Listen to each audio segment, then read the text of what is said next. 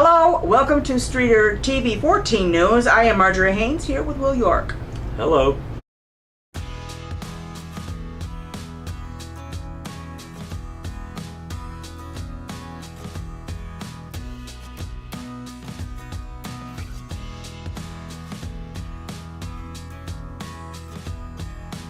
Local farmers markets will be opening soon. Remember, when you support farmers markets, you are supporting small businesses. Marjorie, will there be a farmer's market on the east side of Westgate Plaza this year? Yes, there will. Every Saturday starting June 7th to October 25th, Blue Coffee and Tea will be grilling outside from 10 a.m. until 2 p.m. Vendors are welcome to set up free of charge underneath the awnings with no tents necessary.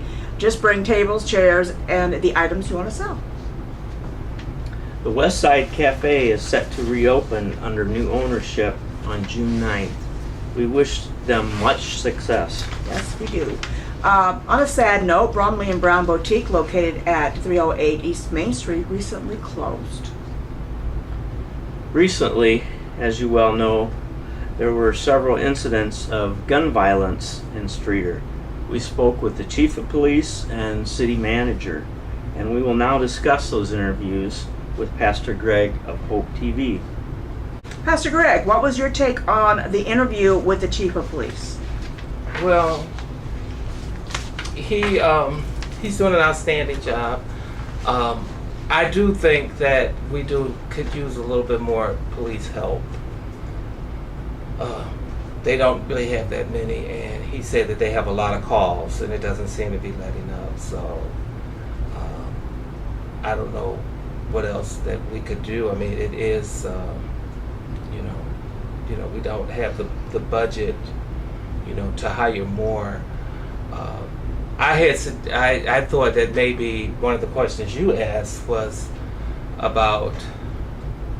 I think you asked the city manager about could we free up the fire department, their sleep duty, to help out a little bit. I mean, we all got to kind of help out a little bit, but I think that would be less like a union issue. But some police departments and fire departments do work together, so it's not something that can't be done, and we may need to explore that here at Streator. So, Pastor Marjorie, what was your impression of the interview with the chief? Well, like Gregory said, I think he is doing as well as he can with what he has, through the resources that he has. There were, I know people get frustrated, but there are several things, incidences where he can't really say anything because it's an ongoing investigation. So you're not going to get immediate, answers to what happened here, there, or everywhere else. I think my main takeaway was if you see something, say something. It may be nothing, it may be something. We won't know, and don't get frustrated with things if it doesn't happen immediately, because that's not the way it's going to run. They have their priorities and they have to take those calls. Well, we have a few questions from our viewers. John wants to know what kinds of space-safe activities can we as parents organize for teens and young adults? Well, I think we need to ask our teens and young adults, what would they like? We as adults, we can sit around all day long, but it's a very different world than when we were kids. So I think maybe that's something we need to start asking our teens and young adults. Hey, what would you like to see in Streator? Yeah, well, I agree with that. I know a lot of the kids would like to just play basketball, and they necessarily don't want to be in an organized sport. They just want to go out and just have a little fun, especially in the summer. They're not trying to compete, and I think it's so much competition, like just being in school to take the test. And so we do have stuff in town like basketball, like at the YMCA and stuff like that, but every kid don't want to do that. I remember when I was in high school, it was two really tall guys, and they were friends, but they tried to recruit these guys, till their senior year, from their freshman to senior year. But one of the guys said, well, I don't really, I don't want to compete, I don't want to do that, because, and then another guy said, well, the competition, it can be a mental health issue. And I didn't really understand what they were saying back then, because I'm like, if you're tall, you should be on a basketball team. But, competing can be, it's not for everybody. It's not for everybody, because it does put a certain amount of pressure on you. You lost, whatever. It's not for everybody. And if you don't have the right type of coach, or if you don't have the right type of coach with the right type of coaching skills, it just may not be for you. So we do need to have something for kids to just have fun with. I think that, a lot of kids are saying that they would like to have like something like a swimming pool, but maybe I told them there's a lot of insurance. And some of the other kids, I said, well, we can have like water rides. That's less of an insurance hazard, but somebody has to do that. It's going to cost money to do that and to manage it and to run it. Maybe a business could do that. Maybe that's an idea for somebody to start. But kids kind of do need something fun to do, and in a safe space, and not, with a lot of adults, supervising. Obviously, it's going to be some supervision, but not, breathing down your neck. Right. Well, Carl says, we all know that Streator needs more police officers to shut down drug dealing spots. How do we accomplish this? Well, in order to get more police officers, we need more money. And that's either going to come from raising taxes, which everybody wants to scream about, or if they write more grants, which, I don't know what they've applied for, but I'm sure they have applied for many different grants. But the main thing is here, y'all know where these spots are. Everybody knows. Let's make it uncomfortable for them to do what they're doing. And it just kind of boils down to, if you're buying them, you're part of the problem.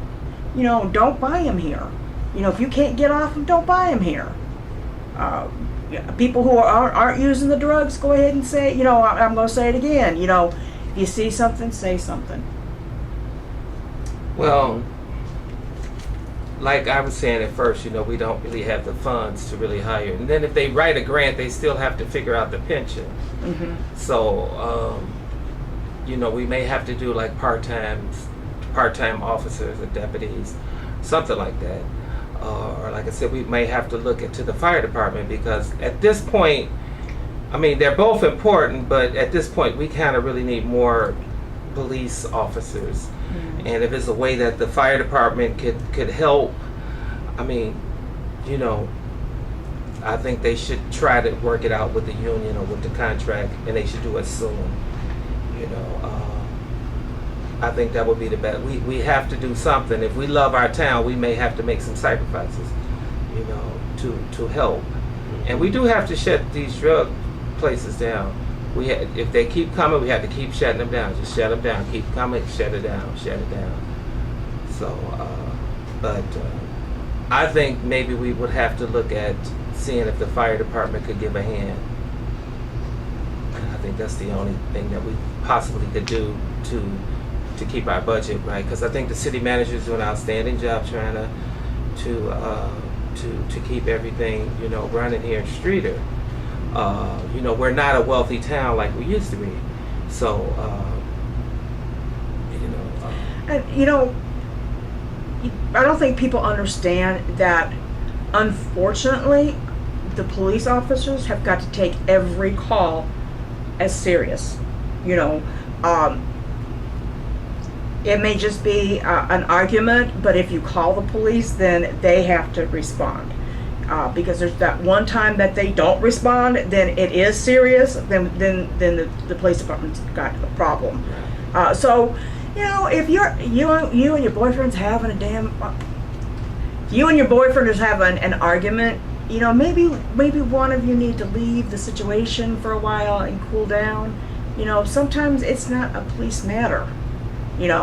But if you're feeling threatened then yeah, then call the police. I mean, Or if somebody here, threats, they may call the police. right. So, and the police, the chief did say it's no really dumb call. I mean, it is probably some calls you shouldn't call, like if they forgot to put the pickle on your hamburger or something like that. Yeah. But still, those could turn into some problems too. So, but I think after the fight started, if the pickle wasn't on the hamburger, somebody throw or whatever, a punch or whatever, something get out of control. Yes, you're gonna have it. It's dumb, but it's still assault or whatever it could be.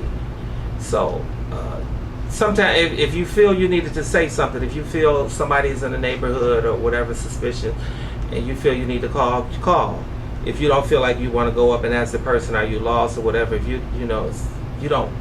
maybe you shouldn't do that. If you're not brave enough to do that, that's why we have police. So you need to call. So if you see something, say something. So nothing is really a dumb call, but the police, you need to be reporting it. You're supposed to report stuff that is suspicious and out of place. Right, and there's a lot of times that maybe it's not a 911 call, but it's a non-emergency call. We do have a non-emergency number. I know we called it ourselves for somebody. Wasn't an emergency, but it was something that we didn't know how to handle.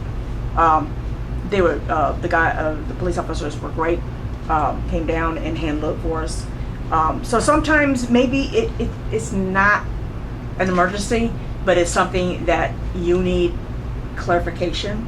Where do I go from here? That's what the non-emergency number's for. So. Well, Sarah says the recent town hall meeting could have been more successful if some attendees had not been playing the blame game and focused on solutions. What is your take on that? That's kind of what we heard. Everybody wants to have their problems solved. I get it, I understand it, but that is not the time or place. That meeting was about the gun violence and updating everybody on what was happening. It's not for your problems that you're having with whatever. We did have a serious incident on Main Street on Easter, and people was very shaken, to the core that it was like that happened. And I don't think that blaming anybody, the mayor or the chief of police, that was not helpful. And it was actually, to me, I thought it was very disrespectful and disgusting for somebody to use that meeting to vent other issues. The mayor's office is always open, the city manager, the chief of police is always open. So if you got a problem, you can always just, you can call them. You can go down and see them. But the mayor and the chief of police and the city manager deserve respect, because they are doing an outstanding job. The streets, they're working on the streets, they're doing what they can. They can't do everything, and it's some of the stuff that we have to do. Like I've said before, the parents can't do it all, the police can't do it all, the schools can't do it all. It takes a community. We all have to pull in and see what we can do. And again, they're doing the best they can with what they have to work with. Streator's no longer an affluent town, and nobody wants their taxes raised, so it won't just magically appear. We're going to have to either raise taxes or we're going to have to find another solution. Nobody wants to hear that, but that's the way it is. We got to find the money somewhere. Aaron says he has been reading a lot about the federal opportunity zone and says Streator's lucky to have one. With so much investment money available to Streator's opportunity zone, why haven't the people in Streator benefited from this outstanding investment program? I think a lot of it has to do with, people see federal program and they start freaking out. Originally, I know some people was concerned about the opportunity zone because when it first came out in 2017, some people lost their property because, you know, it was a few things weren't clear, but all of that's cleared up now. But you still can lose your property. You know, it's a loan. You Right. know, but what they've done is that they offer a reduced discount for a lawyer if you need that, or for a business plan for it to be written up by a financial advisor. So so that when you submit your plan for funding, it will look successful, you know, on paper, that you know that everything is covered. So they did do that if you want that. If not, you can just use your own, but you still have to have a good solid financial plan. But other than that, I just think that we're not ready here in Streator. And you know what, and I think that's the thing, you know, I realize it's a lot of things that I could do to help people, and you know, and it has taken years, and then they finally realize, but it may be too late. I may not be, you know, able to do what I could have did, you know, 2 years ago, but people got to be ready. I don't think that they're ready in this town, and I don't know why we're not, because I have looked at like dozens and dozens and dozens of towns. I've worked with other people on the Opportunity Zone and other places, and I don't know why we're not ready here. I just don't know why. Other places are ready, and somebody said, well, you know, we don't want to be this is not a giveaway. It's an investment. It's an investment program, and it's not for one ethnic group or another. You know, somebody said, well, it's only for, you know, a certain group of people, and it's not true. They don't make programs like that. They make them for everybody. So it's for rich, poor, whatever group you in. It's for everybody. It's going to be one of the most consequential programs that we've had in our lifetime. But it's going to take people 20 years to realize that this was a outstanding program. It's one of the best programs that the government has ever did, you know, in a long time, in my lifetime. So I don't think we're ready. We're not ready for like success. I mean, we've let the Streator has let like a lot of opportunities just go, and I don't know why, but we're just not ready. And it's for me to just, you know, to think about some of the things that we let go or didn't follow through on. But I just realized we're not. You got to be ready. The town got to be ready. The people in the town has got to be ready. And like I said, it is so much money available for this town. You know, like for the we have the Murray building. Like we need a hotel. I mean, they would be the perfect candidate to get opportunity funding. The Majestic Theater, even though it probably need to be torn down, they could get money to put something else worthy on that site, because I don't think that I don't know what type of plan they could come up with where the Opportunity Zone funds would want to fund that.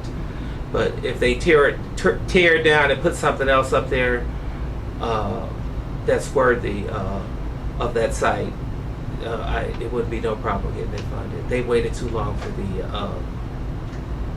to do anything. It's been 10 years, you know. Well, Kim says it is so great to see road construction and reconstruction throughout Streator. What do you have to say about that? You know, we're starting to see more and more crews out. You know, and that's only a good thing. You know, a lot of our streets need maintenance, and it's good to see the guys out there getting it done. It makes people feel really good. I think, you know, that's kind of the stuff that people really want to see the city do, like road projects and help where they can, you know. Yeah, I every time I see a road project, because I don't want to rattle on bumpy roads, you know. I want to keep my car for a little bit longer, you know. And a lot of people they happy to see that, and they have expressed that to us in a lot of different ways. So good job. That's a good job. Well done. Dan says, thanks for asking the city manager about putting the crematory in North Point Plaza.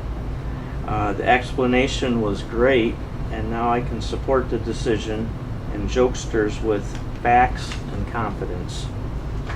Yeah, you know, it makes sense when he explained that they're not in operation when the other businesses are. They're basically an overnight, and that makes sense to me. You know, they may receive people during the day, like late evening, but yeah, the whole, you know, now we can tell them no, it's not in the Taco Bell. It's Yeah, fine. the process, Yeah, the process is takes place later. And then they Overnight. got like they got great filters, so nothing is really getting in the air. Yeah.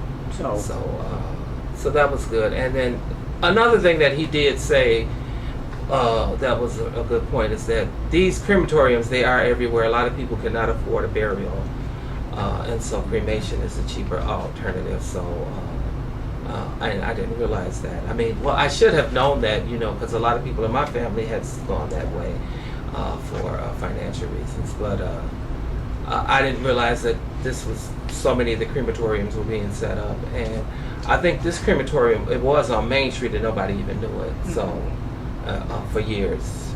And so yeah, so don't be worried about it, you know, and we're glad that we got some new business out there, you know. It's another building that won't be vacant. So, you know, that's a great job. So stop the jokes. Okay. It's Yeah. not funny no more. And Lee wants to know what he and every loving Streeterite can do to help make Streeter a better community. You know, we have a lot of people who want to complain and nobody wants to actually do. We have a lot of this. There's a lot of different organizations that you can actually volunteer. We did see two young ladies and a gentleman out revamping one of the monuments the other day, and they're all volunteers. You know, there is a plethora of things that you can do from not everybody can do physical work. I'm sure, I understand that, but I'm pretty sure there is something that you can do, even if it's just picking up trash, you know, from the parks.